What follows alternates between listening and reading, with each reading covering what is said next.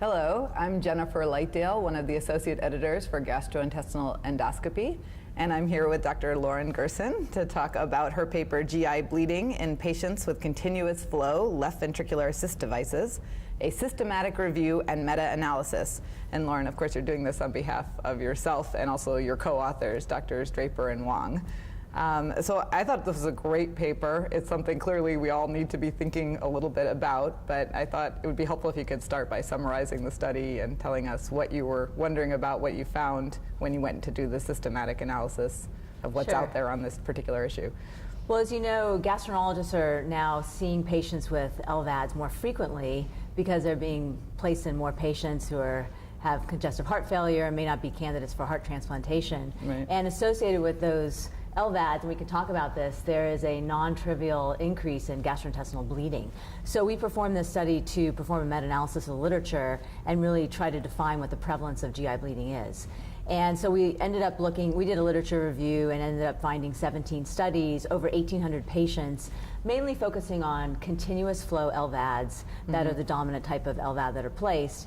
And we found that in approximately 1,600 patients with those continuous LVADs, the prevalence of GI bleeding was 23%, ranging from 20 to 26%. So really you have like a 1 in 5 chance of presenting to a gastroenterologist if you have one of these LVADs placed. Yes, Wow. exactly. Wow. So we are both gastroenterologists, but can you maybe explain a bit about LVADs? What do you know about them? Has there been some new recommendation that they get put in everyone? Is there what's leading to this increased use of this particular device that we need to be aware of as gastroenterologists? Sure.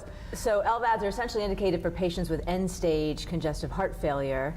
And obviously the goal would be to send all those patients for heart transplantation, but currently there's not enough hearts to be transplanted, and so more and more of these patients are having these devices now as what we call destination devices, which means they'll probably have them lifelong instead of... How long do they keep them in?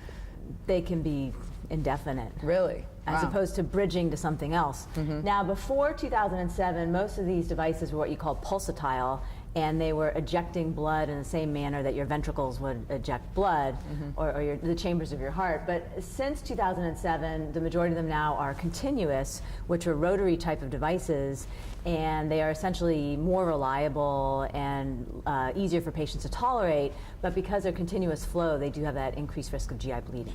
So what's the predominant hypothesis there as to why the continuous flow LVADs seem to be leading to more GI bleeding?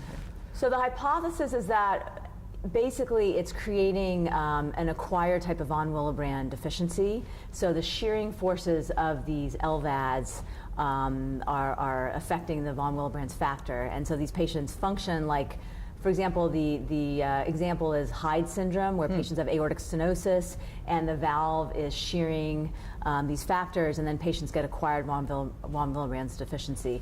There's another hypothesis that potentially these are leading to some kind of low gut perfusion state, and that's associated with pathogenesis of angiodysplastic lesions.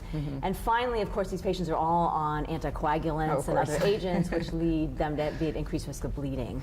So it's truly an illustration of the law of unintended consequences here, is all these other side effects. So what did you learn from your analysis about patients that may be particularly at risk for GI bleeding with LVADs? So we did a subset analysis, and we found that the major risk factors were elevated age, history of prior GI bleed, elevated creatinine, and then the presence of a continuous flow LVAD. Which at this point everyone's getting. Most of the patients are getting, correct. Or they may be getting a combination, but the majority are getting continuous. And when I read your study, it seemed like you were interested not only in how often GI bleeding was happening, but if it happens and then it happens again, is it happening in the same place, and sort of anatomic locations of where this bleeding is happening? There were very few studies. I think there were only 3 studies that tried to discern whether so the initial prevalence was 23%, the rebleeding rate was 9.3%, and then there were 3 studies that looked at location, and 2 of the 3 stated that the recurrent bleed was in the same location of the small bowel from angiodysplastic lesions as the initial bleed. Okay. And the other study suggested they were mainly angiodysplastic lesions in other parts of the small bowel. And so mostly it's upper tract bleeding as opposed to Yeah, so when we lower? looked at, there were 5 studies that looked at location. About 48% are upper GI bleeding, followed by small bowel and then colon. So it's mainly upper GI bleed. And then when you looked at angiodysplastic lesions, about 56% were either in the stomach or the proximal small bowel. Okay. And from your findings, you were able to at least begin to make some recommendations for all of us out there who may encounter this? Yeah, so the question is, should you establish some type of algorithm for these patients? So initially what happens is they come in bleeding, the anticoagulation is stopped, the LVAD speed is reduced to try to increase pulsatility. And then in all our algorithm, based on this data, we said you should do an upper endoscopy first, potentially with a push enteroscope or a colonoscope. And if you find any angiodysplastic lesions in the upper GI tract, treat them. Now, if that's normal, you can do a colonoscopy next, obviously, same principle. And then if that's normal, you can proceed to a capsule. Should the capsule be negative, you might want to do an enterography examination, MR, CT, to look for other type of findings. But if that capsule is positive, you definitely could justify doing a deep enteroscopy in those patients.